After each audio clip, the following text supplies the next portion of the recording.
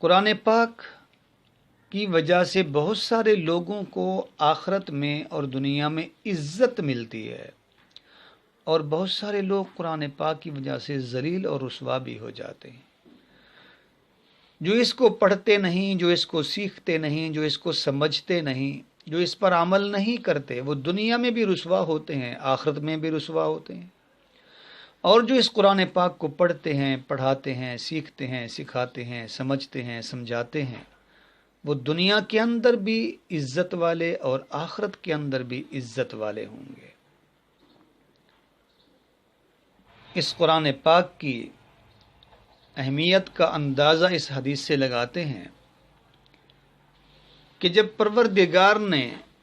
خود اپنے کلام پاک کی تلاوت فرمائی دنیا سے کئی ہزار سال پہلے، ابھی دنیا وجود میں نہیں آئی تھی،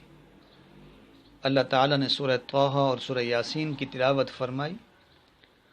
فرشتوں نے اس تلاوت کو سنا، عرض کیا اللہ یہ کس امت کو آپ عطا فرمائیں گے؟ تو اللہ تعالیٰ نے فرمایا کہ میرے آخری نبی حضور اقدس صلی اللہ علیہ وسلم کی جو امت ہوگی یہ کلام میں ان کو دوں گا۔ اس وقت فرشتوں نے رشک کیا تھا کہ کتنا خوش نصیب ہوں گے وہ سینے کہ جن سینوں کے اندر یہ کلام محفوظ ہوگا، کتنے خوش نصیب ہوں گے وہ ہاتھ جو ہاتھ اس قرآن پاک کو چھوئیں گے، کتنے خوش نصیب ہوں گی وہ آنکھیں جو آنکھیں اس قرآن مجید کو دیکھیں گی، کتنی خوش نصیب ہوں گی وہ زبانیں جو اس کی تلاوت کریں گی، کتنی خوش نصیب ہوں گے وہ کان جو اس کی تلاوت کو سنیں گے۔ تو اس وقت فرشتوں نے رشک کیا تھا کہ مبارکباد کے مستحق ہیں وہ لوگ کہ جن کو یہ اللہ تعالیٰ کی طرف سے کلام پاک عطا کیا جائے گا۔ تو اندازہ کریں کہ فرشتے بھی رشک کر رہے ہیں ان لوگوں پر کہ جن کو اللہ تعالیٰ اس کلام پاک کی دولت سے مالا مال فرماتے ہیں۔ ہم نے اس قرآن مجید فرقان حمید کو صرف چند چیزوں کے لیے سمجھ لیا ہے۔ ہم معاشرے میں دیکھتے ہیں کہ اگر کوئی انسان فوت ہو جائے، چاہے اس نے زندگی میں کبھی قرآن پاک کو دیکھا بھی نہ ہو،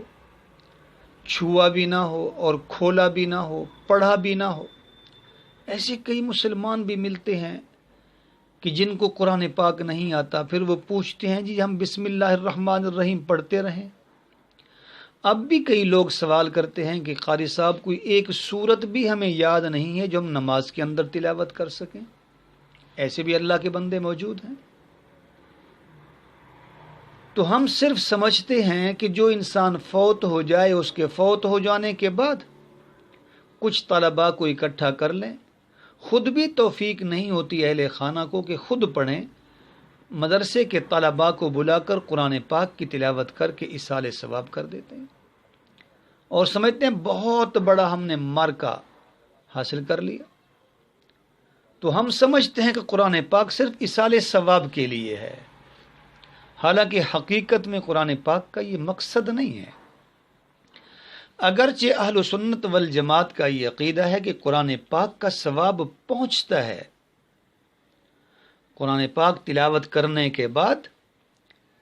اگر یہ دعا کی جائے کہ اللہ اس قرآن پاک کا ثواب تمام مرحومین کو پہنچے تو ثواب پہنچتا ہے،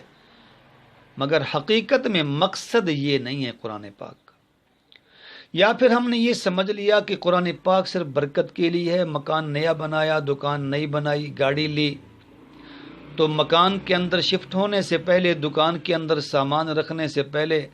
چند طلباء کو بلایا، حفاظ کو بلایا، وہاں تلاوت کروا لی اور قرآن پاک پڑھوا کر دعا کروا لی، جی برکت ہو جائے گی۔ اگرچہ اہل سنت والجماعت کا یہ عقیدہ ہے کہ قرآن پاک کی جہاں تلاوت ہوتی ہے وہاں برکت ہوتی ہے، مگر مقصد قرآن پاک کا یہ نہیں ہے، اور ہم صرف ان چیزوں کے اندر مصروف ہو کر رہ گئے ہیں۔